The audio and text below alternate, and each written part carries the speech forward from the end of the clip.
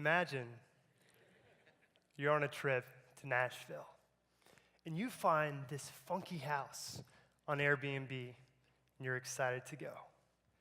You get to the house, you're pulling the bags out of your car when you realize you're sandwiched in between a factory and a strip club.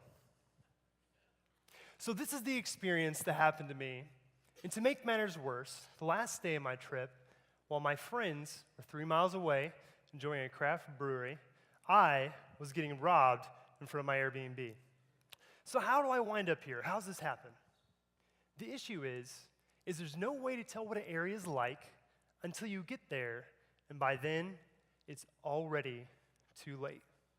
And that's why booking travel often looks like this. First you're on Google, then you're here, then you're here, then you're here, then you're here, then you're all of a sudden you have 16 tabs open. You're more confused and less informed. And online travel booking companies know that this is an issue. And that's why they have a 95% drop-off rate on their website. People are leaving the website to answer the same question that I had in Nashville. What is this area like? And that's why we created Spatial. We collect social data to visualize the vibe of an area so that you can navigate like a local anywhere in the world. My name is Leighton Faust. I'm an ethnographic researcher on a mission to empower people with spatial data. We are Spatial, and we are reinventing the way that humans interact with maps. What we discovered is that right now, in this moment, there is a layer of invisible social data that is pouring out of cities. And we asked ourselves, why with all this information are we still not able to tell people what an area is like? And we've cracked that code with our patent-pending algorithm, Luminate. It's the world's first algorithm to create a layer of social data around cities. We analyze behavioral patterns in geotagged social media to create a profile of a city. Once we have that profile, we can use it to benchmark it across places that are hip, like Nashville and the Gulch, or charming, like Charleston. This is the third dimension of maps that we've been missing. It's the first 100% human layer of data. The first time we can see an area as it is today, and how that area changes minute by minute, hour by hour, week by week, day by day. So you can probably see a lot of applications for this type of information, but I'm going to tell you about just one. It's the first market that we're going to, and it's where people feel the most pain. That is online travel booking, specifically vacation rental booking. So companies like Airbnb and Flipkey made $12 billion last year, and remember, they've got a 95% drop-off rate. Think of the billions of dollars that they are leaving on the table. And we've solved this problem for one of our customers, Poshpackers. So they're a fast-growing online travel booking company. And when you go to their website and engage with their maps, you open up and you can see the nightlife areas of the city, sightseeing, foodie areas of the city, artsy, historic, really just about anything we can show you on maps. Now, instead of flying blind on their maps, you are navigating like a local, and Poshpackers loves it because you no longer have to leave the website, and by only using a fraction of what this engine is capable of, they've been able to double conversion since putting Spatial on their platform. But there's a seismic shift happening right now in the way that people book travel. And it's happening right here on your cell phones. So by 2020, 70% of online travel will be booked on a mobile phone on one screen.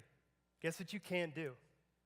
You can't open up 16 tabs anymore. Companies have one screen to give you the information that you need.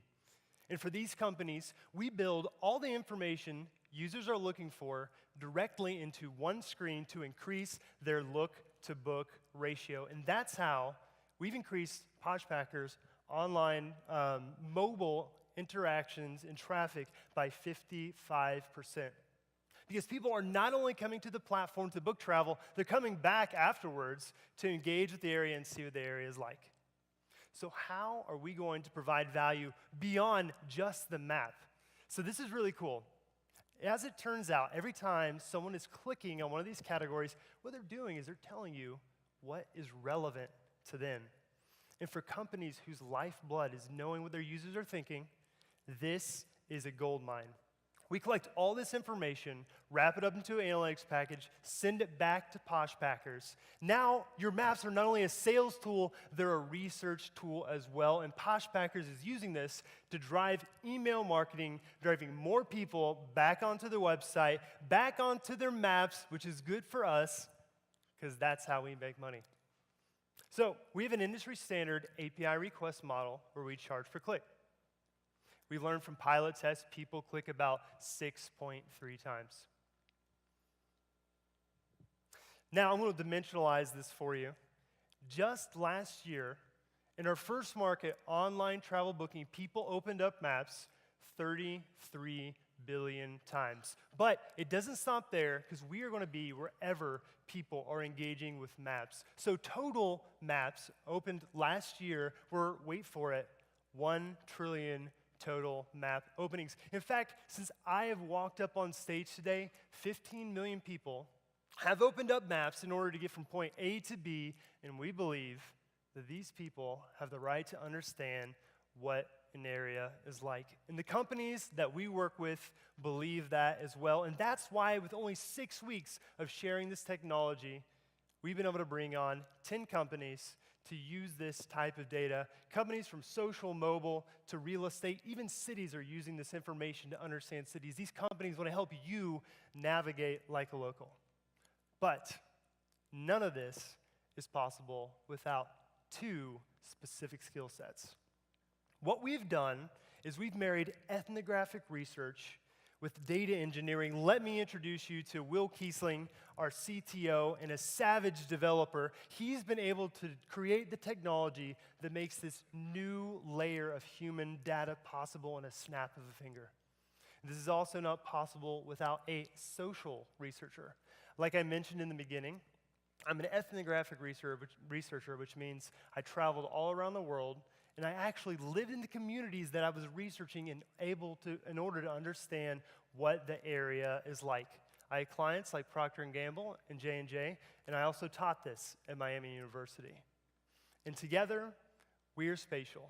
And we believe that the day of static maps is over, and the day where urban planners can use this data to understand how cities change, to build behaviorally smart cities, the day when your cars, when your automobiles are socially aware, where all of your devices are connected and understand the environment around them, the day where you can navigate like a local, that future is now. And if you are a company that wants to engage with this technology, or if you are interested in investing in the new generations of map data, come talk to us afterwards, and we can build this future together.